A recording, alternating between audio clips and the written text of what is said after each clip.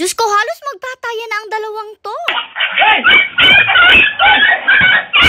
Ganito nga ang ganap ng ating mga aspins dito sa kabila tuwing umaga. Basta after talagang magsipasuka ng ating pack members, sila na nga ang bida dito sa off-leash area at sila na nga ang off-leash dito. Bali dito nga sila naglalaro-laro tapos syempre dito rin talaga sila nagpapati kaya very good rin nga ang mga to since hindi sila basta nagpapati kung saan-saan. Tapos tingnan nyo, sumasalubong nga sila sa kanilang mommy and alam rin nila na time na nga para kumain kaya nanghihingi na talaga sila at nag-aabang ng food nila. Magkakasama na rin nga pala sila lahat ngayon, kasama na rin nga nila itong isang puppy na to na si Jack since medyo magaling na rin talaga siya. Hindi na rin naman siya masyadong matatakotin ngayon at nakikipaglaro na rin naman siya sa mga puppies ni Mama Fiona which is a good thing. Ito na nga si Mother, naghanda na nga siya ng breakfast nitong mga puppies niya. Bali syempre tig-iisa nga sila ng mga pakainan dyan. Tapos isa-isa na rin nga niya nilagyan ng mga dog food habang itong mga to antay na antay talaga si Brindle, talagang bidang-bida may pag-akyat pa. Binibigyan din kasi talaga nila si Brindle ng time para makipaglaro nga dito sa mga puppies na to kasi nga gustong-gusto talaga niya yan. Nag-iiyak-iyak kasi talaga siya pagkapasok kasi nga gusto niya makipaglaro dito sa mga puppies ni Mama Fiona. Hinahayaan naman natin siya para syempre may interaction din nga siya with other dogs since alam niyo naman na hindi pa siya nakikipag-interact masyado sa ating pack members. Syempre pati si Mama Fiona binigyan na rin nga ni Mother ng pagkain at alam niyo ba nakakatawa itong mga puppies niya. Kung kumain kasi sila, ayan mga nakadapa.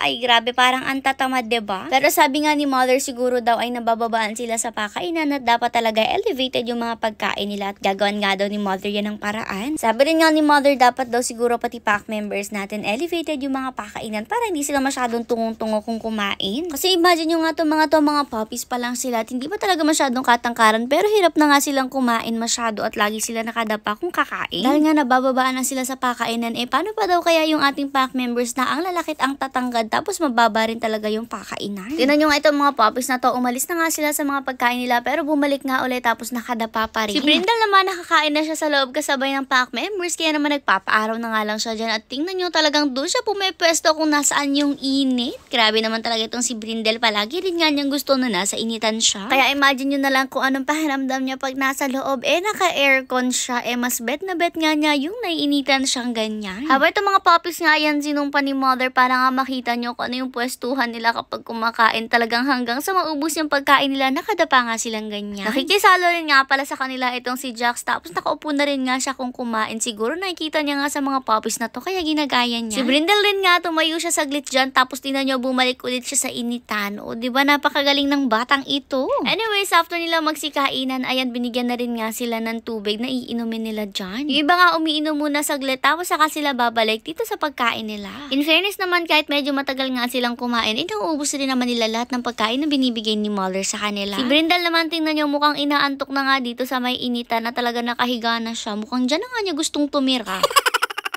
Anyways, habang itong mga to nga ay busy-busy pag-ubos ng mga pagkain nila dyan at pauli-uli pa talaga sila, hindi magkaintindihan kung saan ba sila dyan kakain. Si Kuya Edmar nyo naman nagpapakain siya ng mga pusa natin at syempre si Mama Fiona andito rin nga, hindi pa ginagalaw yung pagkain niya. Nakakalapit rin nga pala si Brindle kay Mama Fiona kasi mabait naman talaga itong si Mama Fiona. Yun nga lang talaga tayo yung hindi makalapit dito kay Mama Fiona since nagagalit talaga siya, nangangagat na talaga siya ngayon guys at nagagaw. Kaya naman ito, zinuzoom na lang ni Mother para makita nga niya yung sugat ni Mama Fiona kung mahilom na ba siya kasi kung okay na, pwede naman na natin siyang palabasin. Anyways, nung kinagabihan, 'di ba alam niyo naman na si Brindle madalas pinalalabas. Bali dito nga pinalabas siya para makapag-potty tapos after niya mag-potty nakikipag-play nga siya dito sa anak ni Mama Fiona na to. Nung una naman okay pa sila, laro-laro lang talaga since ganyan naman talaga yung palagi nilang ginagawa. Parang tropa-tropa na lang sila dito kapag lumalabas siya dahil di naman sila nag-aaway talaga at all. More on kulitan lang din naman talaga sila dyan. Tingnan nyo talaga naglalaro pa nga sila nung mga oras na yan. Andyan rin naman si Kuya Edmar nyo, lumabas pa nga siya dyan at umupo dito sa labas para tumambay since masarap nga yung hangin dito. Habang busy sila paglalaro, nagulat si Kuya Edmar nyo nang biglang ganito na yung nangyari. Hey!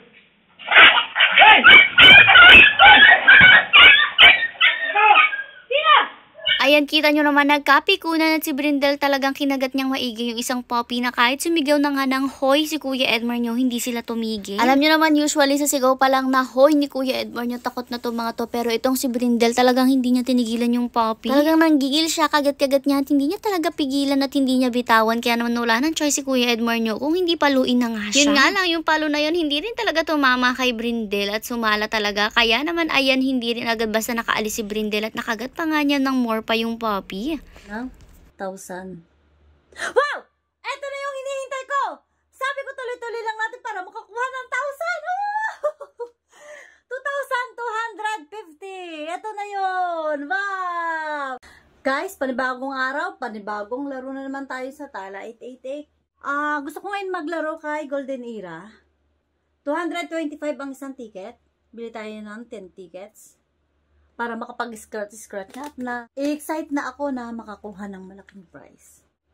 Ito guys yung times. Oh, di ba? Unang-unang ticket, nakakuha agad ako ng 450. Whoops! 270 naman ang nakuha ko ngayon. Oh, 450 ulit. 270. Aba, palitan. Palitan lang sila. Oh, 270 ulit. Oh, 337 naman. Pumasok.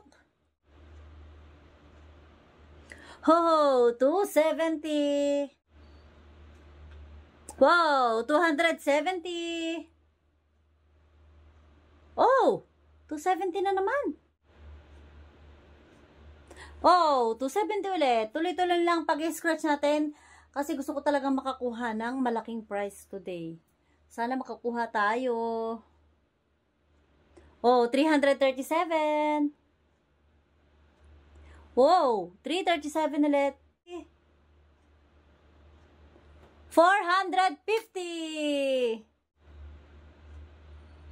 270. Oh, 337. Oh, 450 ulit. Oh, 270. Oh, 270. Oh, unlimited naman ng 270. Sana makakuha tayo ng mas malaki. Malaki sana makuha ko ngayon. 270. Wow, 450 ulit. 337. Nasaan na kaya ang ating 1,000 dito? Makakuha ng 1,000. 270. 450. Wow, 450 ulit.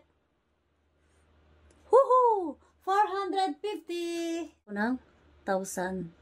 Wow! Eto na yung hinihintay ko! Sabi ko tuloy-tuloy lang natin para makakuha ng 1,000. 2,250. Ito na yun. Wow! Guys, nasa comment section na link. Mag-register na kayo at mag-recharge. 2,250. Legit po ito. Legit.